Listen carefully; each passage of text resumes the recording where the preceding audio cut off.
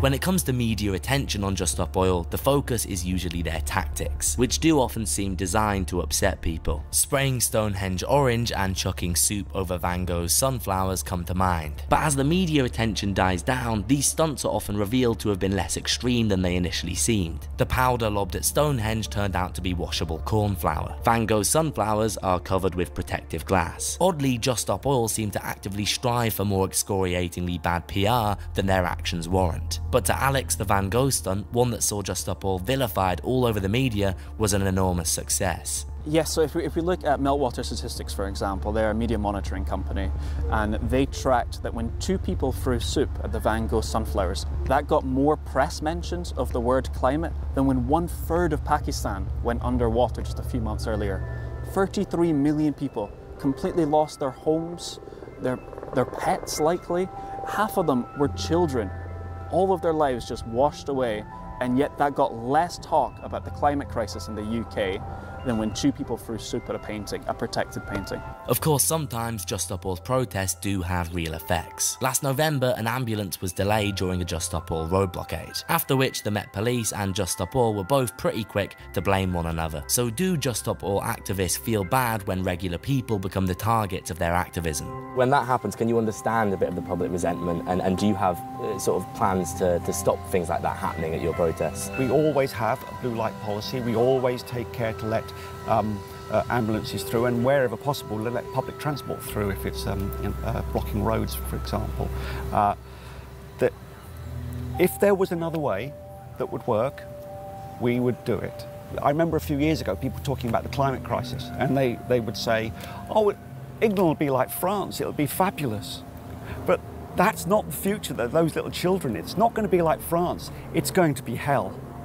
And that's why we do what we do. Well, it's a really horrible situation. It really is, and I'm so sorry for anyone that gets caught up in any of this disruption. And sadly, the only thing that has been effective thus far throughout history in creating massive social changes to the level that we need is disruptive action.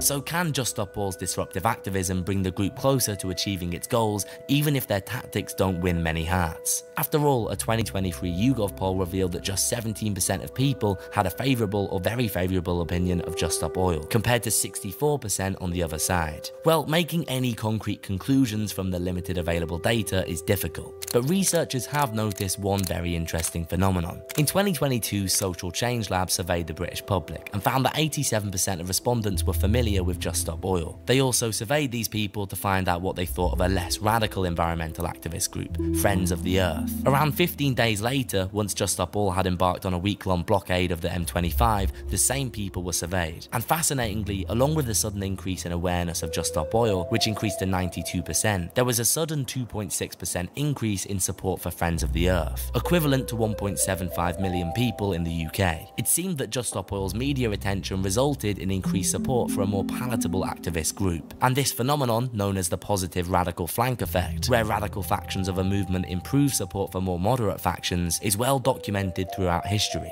Radicalism is per definition less liked by the general population, because often general populations are more conservative, more kind of let's not rock the boat too much kind of like.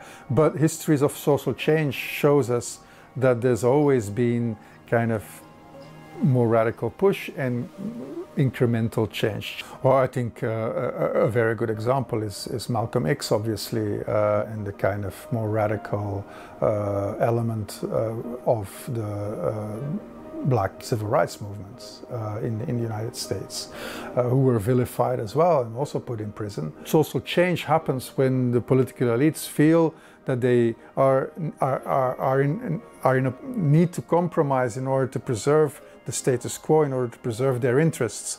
And obviously the more radical elements of movements push against the system, whereas then the more reformist one will kind of operate from within the system to kind of seek compromises and change. There is also in the environmental movement a history of Greenpeace, who very much liked Just Stop Oil, also was very aware of the kind of McLuhan message, the medium is the message. And now Greenpeace finds itself much more into the kind of role of the reformist actor, whereas Just Stop Oil is the actor that is now in the role of Greenpeace, of kind of making media spectacles and kind of thereby also animating the debate.